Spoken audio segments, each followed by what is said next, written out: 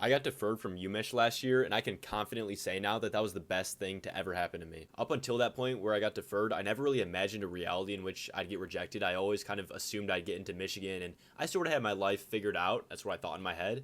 But when I got that decision, reality hit hard, man. A part of me felt like I died in that moment. I would love to tell that story another time, but right now I want to talk about how much of a wake-up call that moment was for me. Up until that point, I really felt like I was just coasting through life. Like, nothing was too challenging for me because I was put in a really good school, a really good friend group, surrounded myself with great people, and a great family to support me. So when I got that decision, it was really the first time where whatever I wanted didn't just fall in my lap.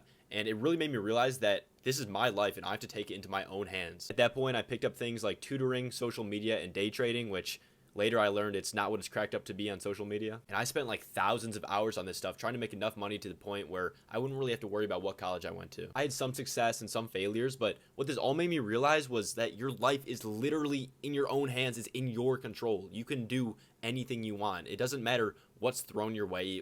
If you don't get into the right college, who cares? It doesn't matter. I just hit 20K followers on TikTok, which is a product of all the work I've been doing over the last year. And luckily, I did end up getting into UMich, but I would have pursued this and achieved this either way, whatever college I was at. So what I'd say the takeaway from this is it doesn't matter your starting point in life, like what situation you were born into, your parents, what college you go to, stuff like that. If you go to a state school and you want something so badly, more than somebody at an Ivy League does, and you're putting in more work than them, whether that's a job or really any achievement, you're going to get it over that person. You just have to want it that bad. A good analogy I'd say for this is imagine two lines, one with a y-intercept super high but a low slope, and one with a really low y-intercept but a high slope.